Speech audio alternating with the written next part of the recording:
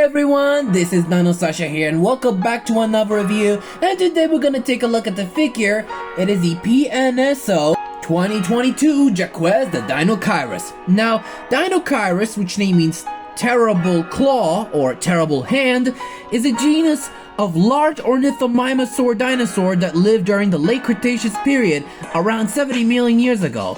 In 1964, a pair of large arms, shoulders, girdles, and a few other bones of a new dinosaur was first described in the Meg Formation of Mongolia.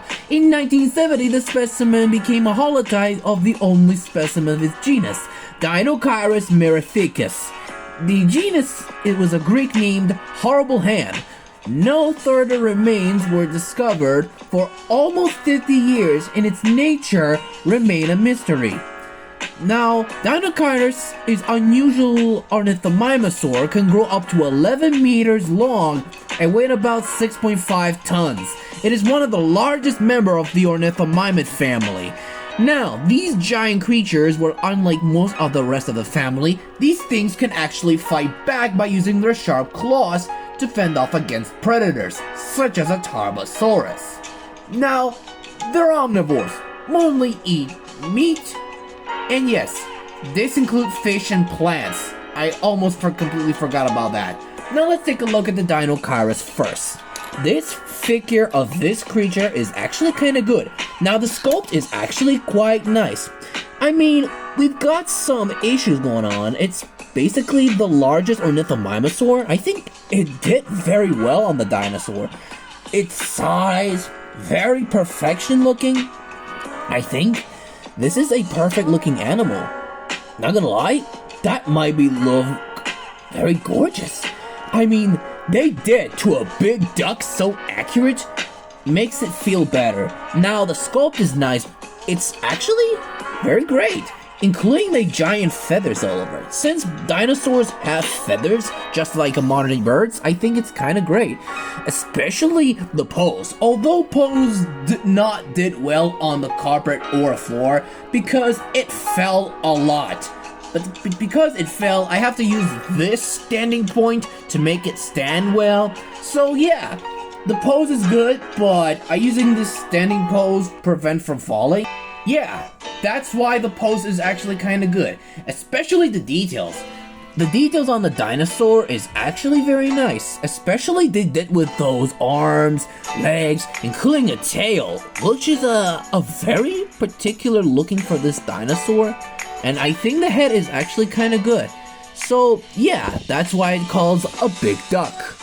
Now, let's take a look at the color scheme as well. Now, the color scheme is doing great on the dinosaur, with blue head, white colors on its hump, and the stripes all over the tail, and the beige underbody, especially those on those feathers, and has those brownish feet with beige claws, especially those beige colors on its feathers, including from its claws.